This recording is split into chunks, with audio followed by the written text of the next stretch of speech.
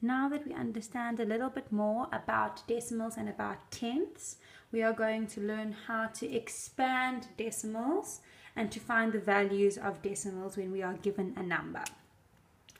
When I have a number like this, 93,192, we've already learned how to break or expand this number up, right? So we know that 2 is in the ones, 9 is in the tens, 1 is in the hundreds, 3 is in the thousands, and 9 is in the 10,000s.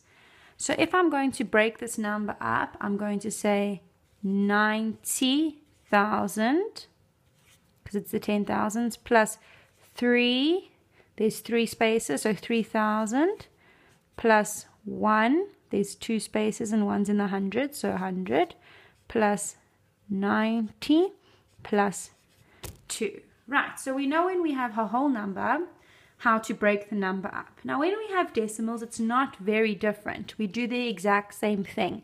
So let's start with a simple decimal. Let's just say 4.3, for example, and we ask to break this number up. 4, I know, is in the ones column, because I know the ones column is always before the decimal point, and after the decimal point, I have the baby t, which is the tenths column. So if I'm going to break it up, I'm going to say 4, because 4 is in the ones column, plus. Now, I can't just say 3, because that would mean that this 3 is also in the ones column. And I know that that 3 is not in the ones column, it's in the tenths column. So to show that it's in the tenths column, I'm going to put nothing in the ones column, put my point, and then have my 3. So 4 plus 0.3 is going to give me 4.3. It's very, very important that we put the 0 in the ones column, because if we didn't put that 0, then we would be confused and think that this 3 is in the ones column. The 0 tells us that there's nothing in the ones column for this value. I have my decimal point, and then I have a number in the tenths column. Let's try a bigger number, 964.1. Let's expand it. I know that 4 is in the ones, 0.1 is in the tenths, 6 is in the tens, capital T, and 9 is in the hundreds. So let's break it up.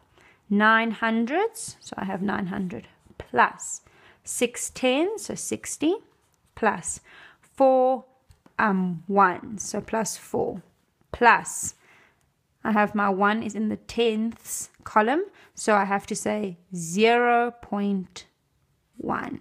The 0 just shows us that there's nothing for this number here. There's nothing in the ones column, but we have a tenth. So 0.1. Last example, let's say 63,192.8.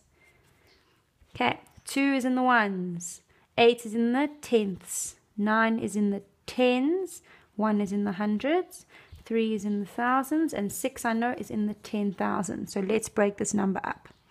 60,000 plus 3,000 plus 100 plus 90 plus 2. Now I've got to my 8 tenths.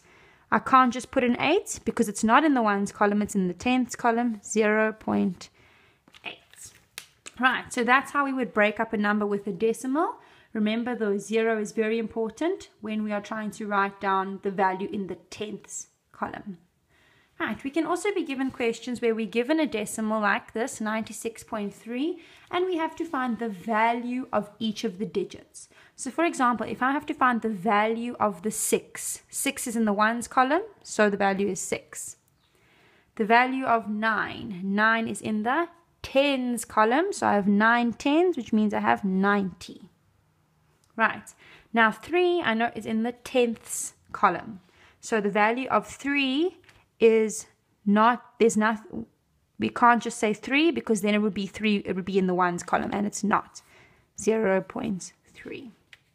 Right, if you understand this clearly, then please try this activity now in your online journals by yourself. If you don't understand, please watch the video again. For number 1, you need to expand the numbers. So I have 1.4 and I need to break them up just like we did here at the top. For number 2, I want to know what the value of the 4 is in all 4 of those numbers. So in 4.3, what value is the 4? In 3.4, what value is the 4? Remember, whenever there's a number in the tens place and you want to show that that number is in the tens place only, you have to put a 0 point and then the number. Otherwise, we'd get confused and think it was in the ones place.